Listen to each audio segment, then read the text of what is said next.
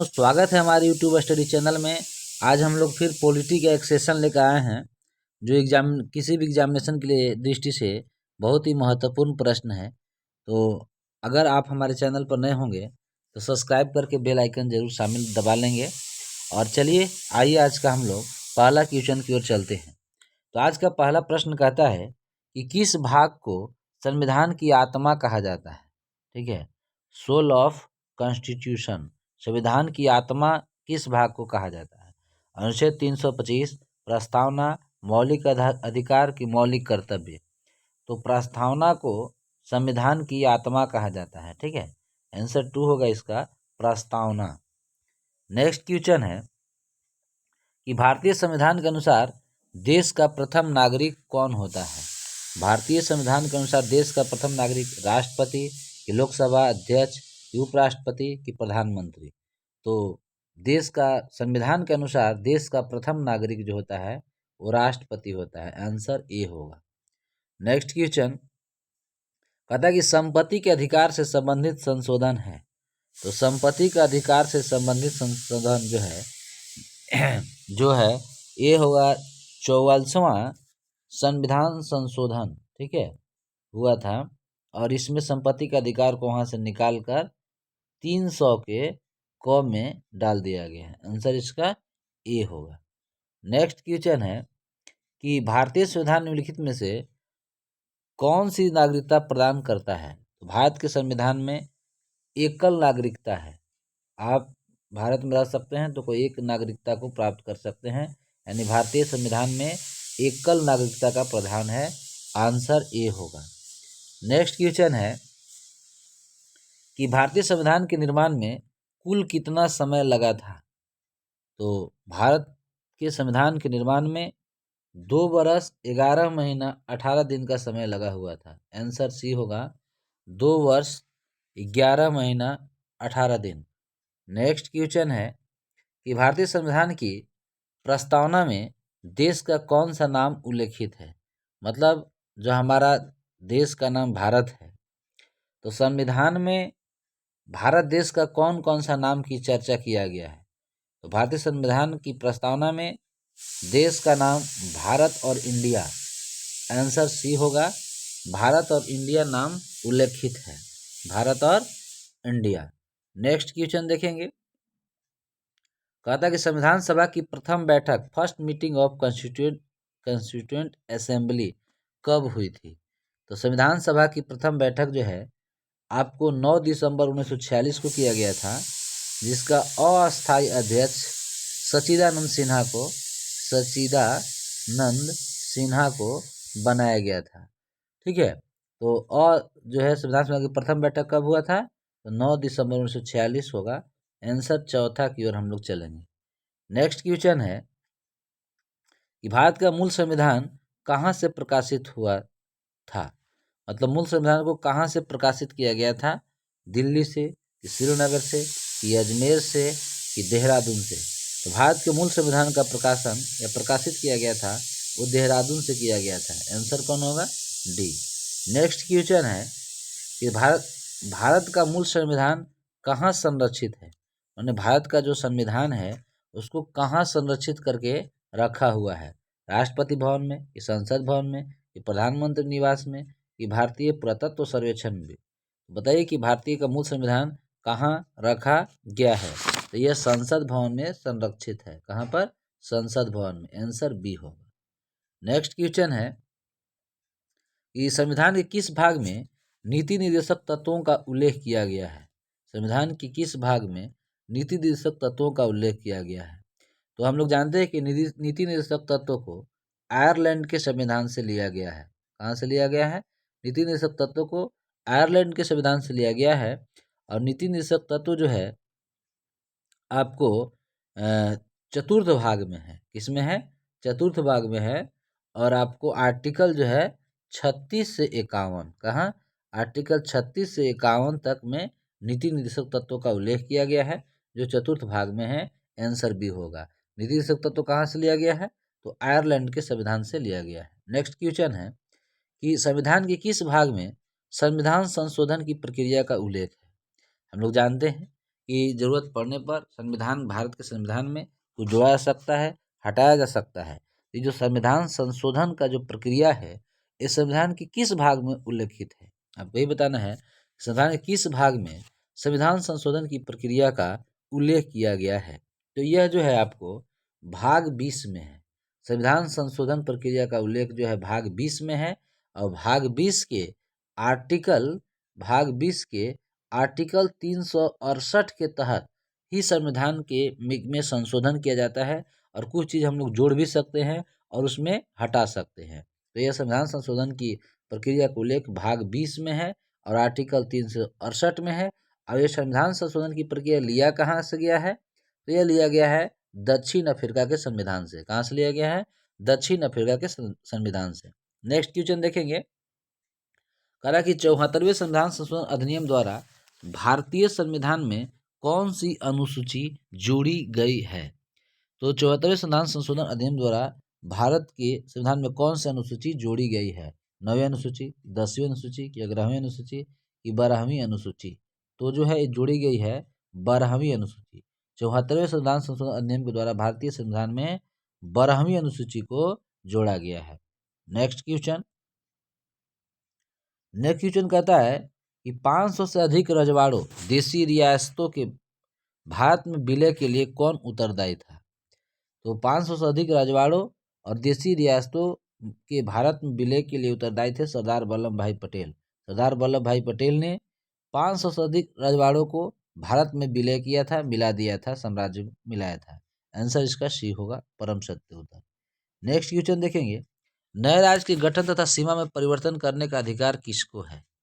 नए राज्यों का गठन तथा सीमा में परिवर्तन करने का अधिकार प्रधानमंत्री को है, कि मंत्रिमंडल को है, कि राष्ट्रपति को है?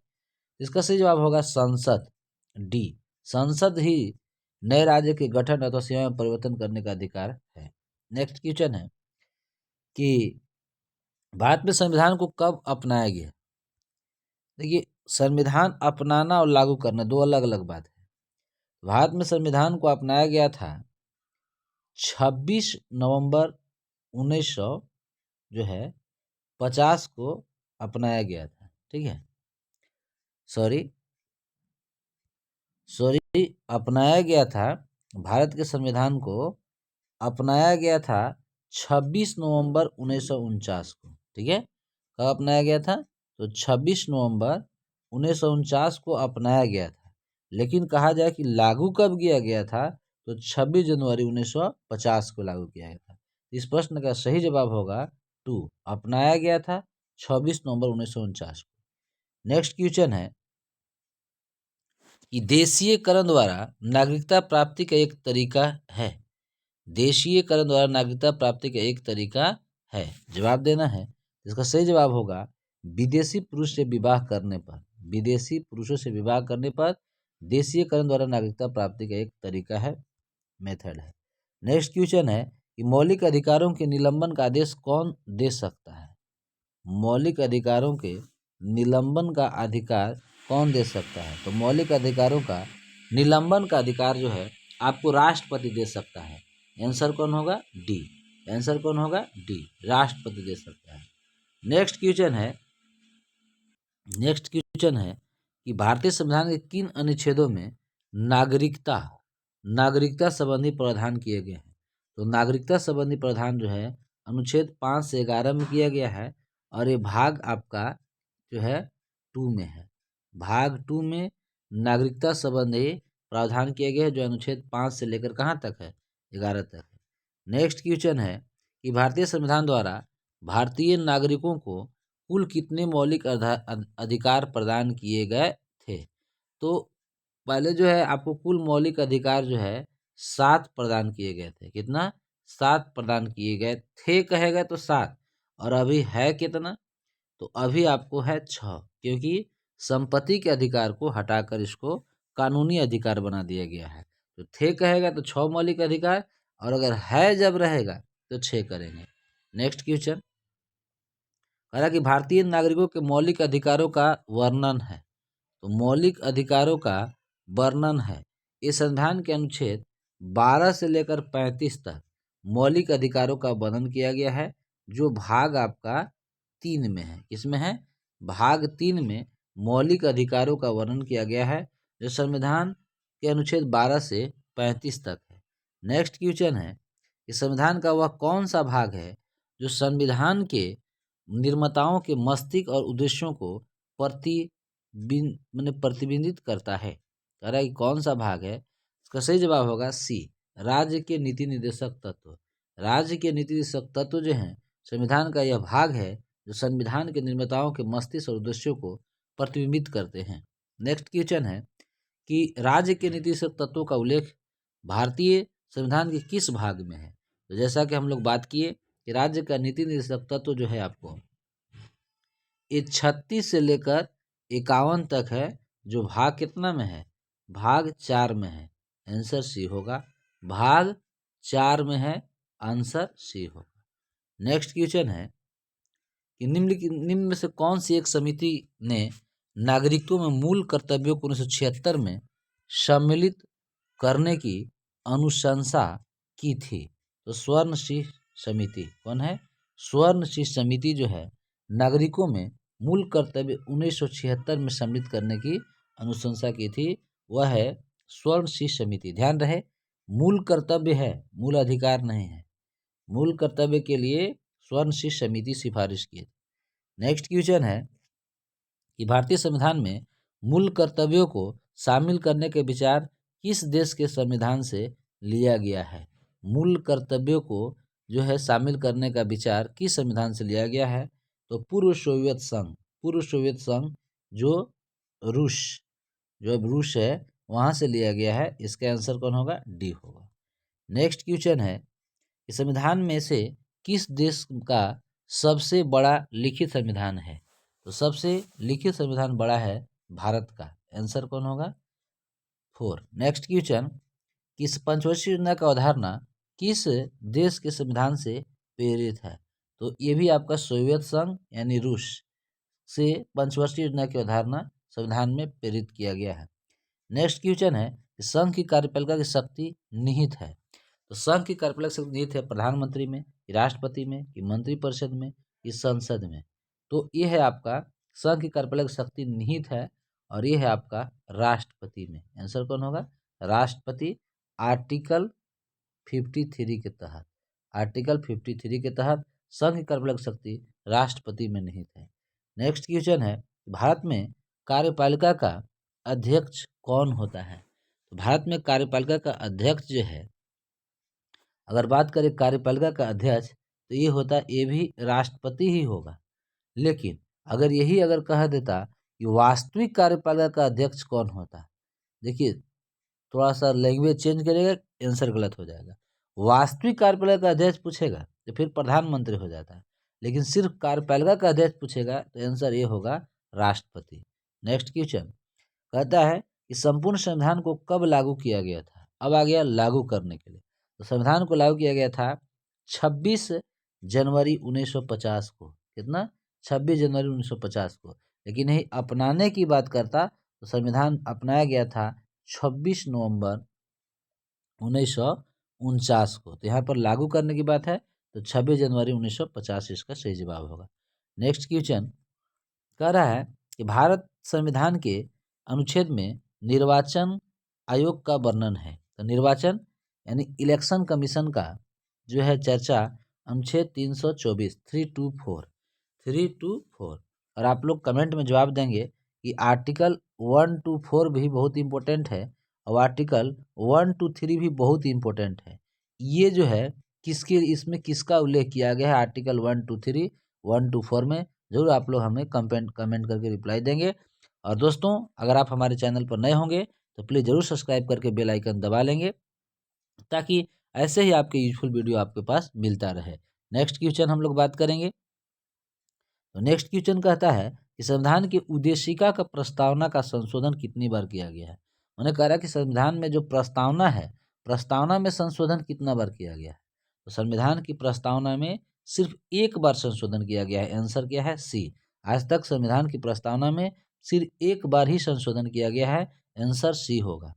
नेक्स्ट क्वेश्चन है कि राज्यसभा के सभापति के अनुपस्थिति में राज्यसभा का कार्य का संचालन कौन करता है? तो जब राज्यसभा के सभापति कौन होता है? उपराष्ट्रपति होता है। राज्यसभा का सभापति कौन होता है? उपराष्ट्रपति। और जब उपराष्ट्रपति ही एब्सेंट हो जाएंगे तो राज्यसभा का जो कार्यकाल है उसका संचालन कौन करेगा? उपसभापति करेगा। कौन करेगा? उपसभापति। Answer C. नेक्स्ट क्वेश्चन हम लोग बात करेंगे, तो कह रहा है कि निम्न में से कौन सा मौलिक अधिकार नहीं है? मौलिक अधिकार, समानता का अधिकार, कि शोषण के विरुद्ध अधिकार, कि धार्मिक स्वतंत्रता का अधिकार, कि संपत्ति का। तो अब मौलिक अधिकार में से संपत्ति का अधिकार को हटा दिया गया है। ठीक है, ये जो है आपका अब इसको कानूनी का अधिकार बना दिया गया है, जो आपका 44वां संविधान संशोधन से के अनुसार इसको 300 के एक या क में डाल दिया गया है। आंसर इसका डी होगा। नेक्स्ट क्वेश्चन है कि विधान संशोधन की प्रक्रिया का वर्णन किस अनुच्छेद में किया गया है? यानी आप संविधान में संशोधन आप किसके अनुच्छेद के तहत कर सकते हैं? तो संविधान में संशोधन आपको आर्टिकल 368 के अकॉर्डिंग आप संविधान में संशोधन कर सकते हैं। आंसर बी होगा। नेक्स्ट क्वेश्चन है कि भारतीय संविधान लागू करते समय इसमें कितने अनुच्छेद, भाग और अनुसूचियां थी? तो भारतीय संविधान को लागू करते समय भारतीय संविधान में 395 अनुच्छेद, 52 भाग और 8 अनुसूचियां थे। इस पर ध्यान दीजिए। जब शुरुआत में जब संविधान को लागू किया जा रहा था तो उस समय 395 अनुच्छेद, 22 भाग और 8 अनुसूचियां थे। आंसर इसका 1 होगा।